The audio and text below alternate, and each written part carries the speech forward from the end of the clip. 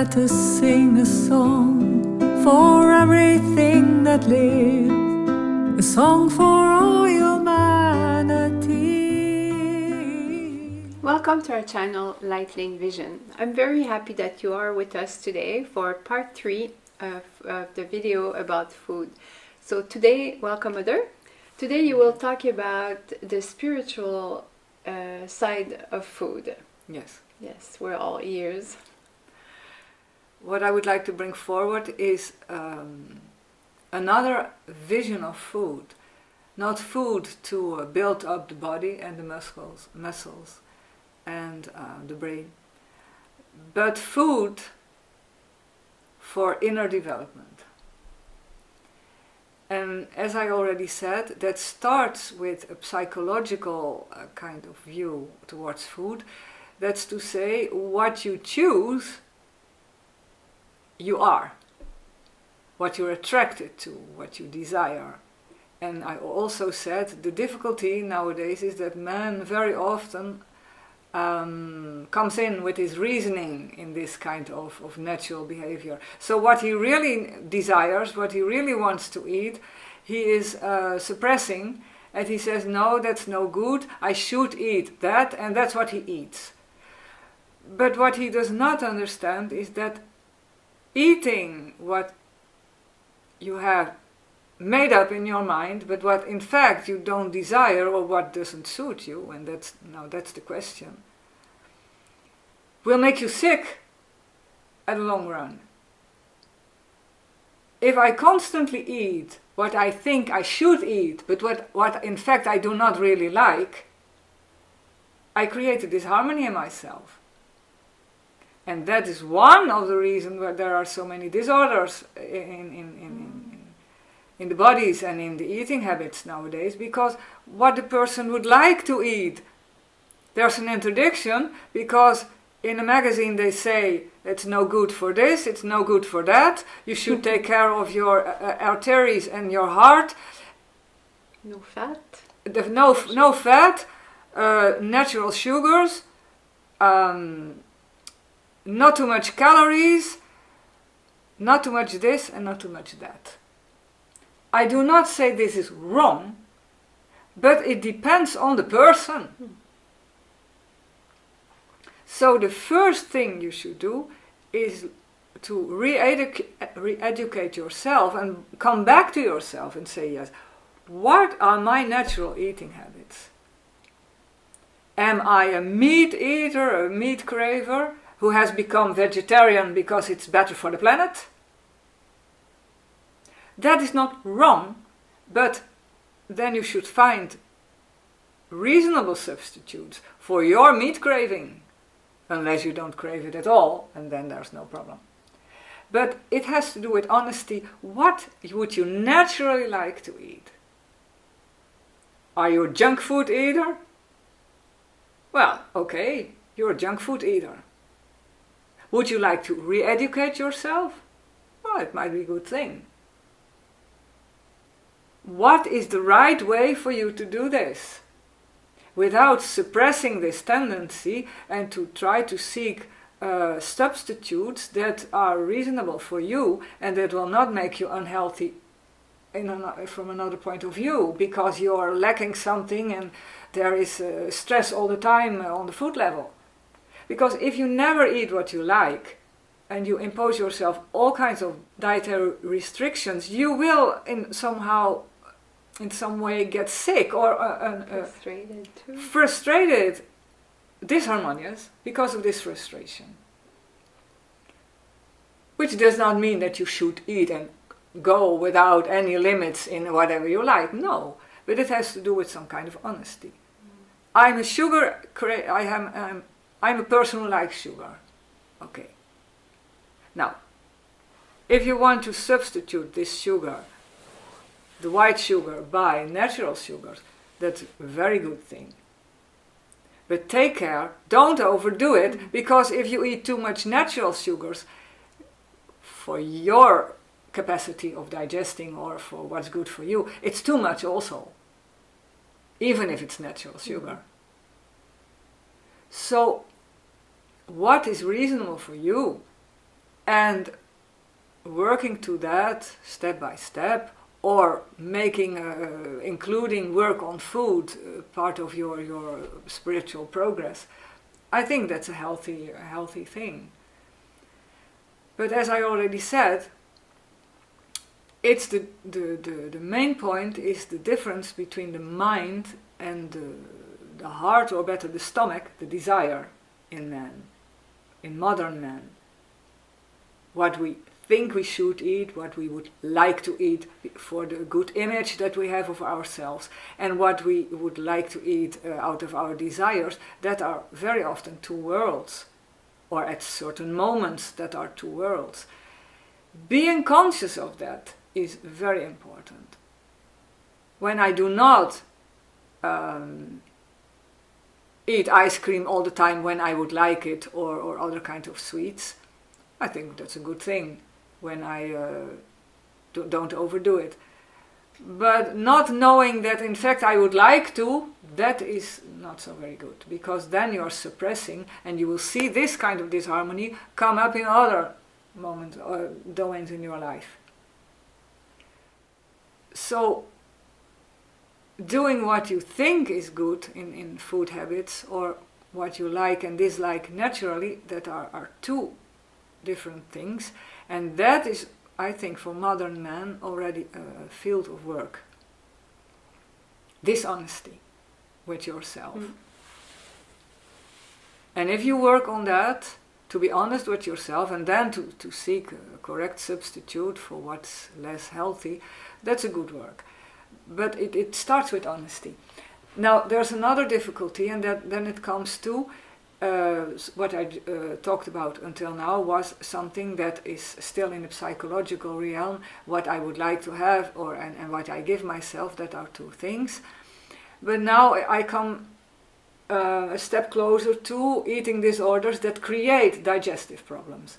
That's on a deeper level already, disharmony between the head and the heart of the person that become more concrete. As long as I like something and I don't eat it because I give an interdiction, the problem is there in front of me in my eating habits, but it has not become physical. But it can one day become physical. And then you will see what I imagine I should eat and what I would like to eat, and this war that I have each day can become a problem in the stomach. Then I see that I get digestive problems or bowel problems.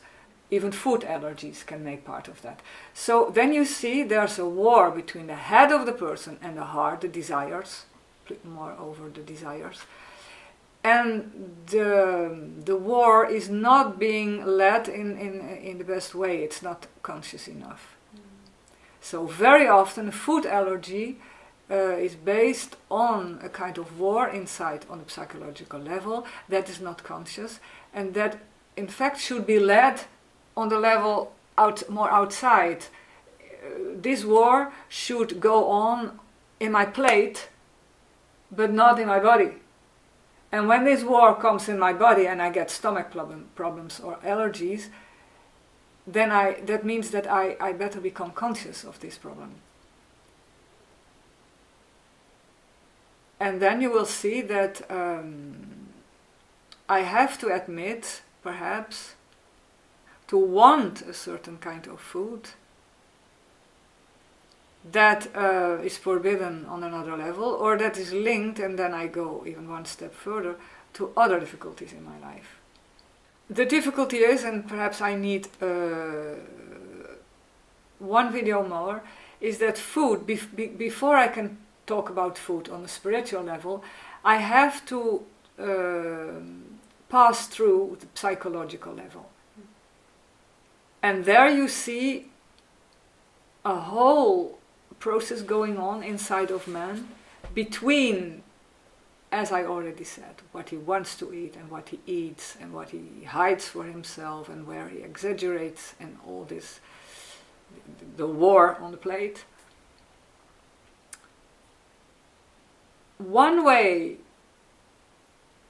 I would say, to win this war is perhaps to see food on a more spiritual level. And then you should understand that food is not what you think. It's not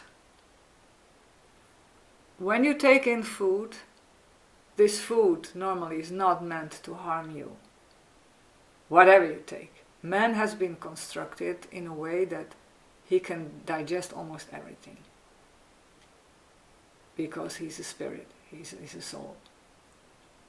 And spirit is above matter. If he does not digest certain things, or if certain foods harm him, then he allowed food to do this.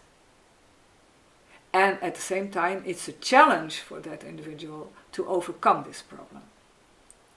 So the first spiritual task of food is to help man to become conscious of what has to be worked on in his life, because the problem you will see appearing in food behavior already is there in the life of the same individual on other levels.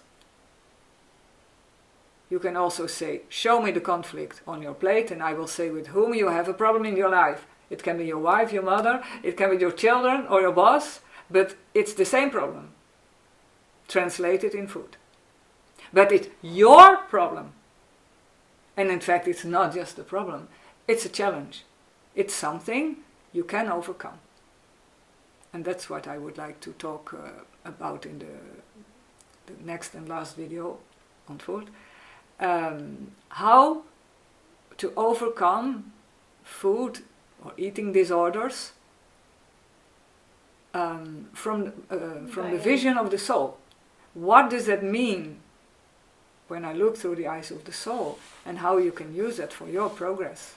Because it's not something of which you are a victim all your life, not at all. You should not stay away from certain kinds of food all your life. You should not suffer from your stomach all your life. It's a sign that something has to be worked on, that's all. Thank you, Mother, for another video that makes us discover another dimension of food. Of food. So please subscribe so you don't miss the next one, because you said you're going to talk to us about the spiritual meaning, or how to use food on your spiritual path, how yes. to consider it, how to take it as a challenge on your path. Yes, thank you, that's amazing. So please subscribe, and we'll see you at the next video. And again, I invite you to listen to the beautiful song at the end of this video by the group Mother. Have a nice day. Let us sing a song for everything that lives, a song for all humanity.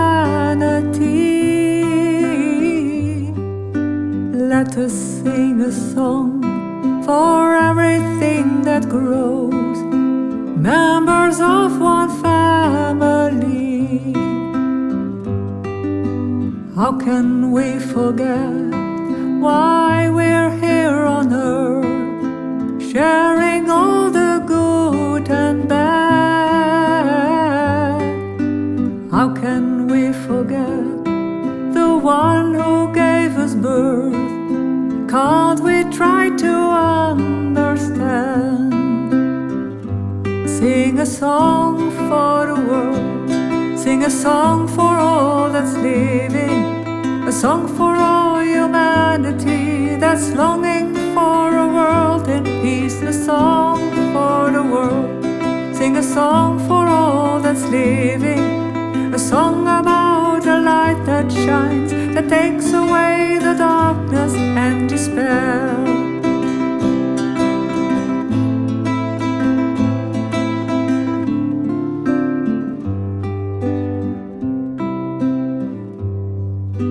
There is so much hope in many heads and hearts, a flame that never dies away. Many good-willed men and women so sincere, striving every single day, working most for free, do not need to be thanked. Feel what it is all about. A new world's being built, the old one falls apart.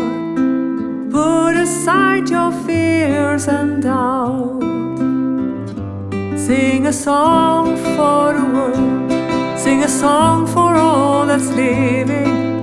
A song for all humanity that's longing for a world in peace. A song for the world. Sing a song for all that's living. A song about a light that shines, that takes away the darkness and despair.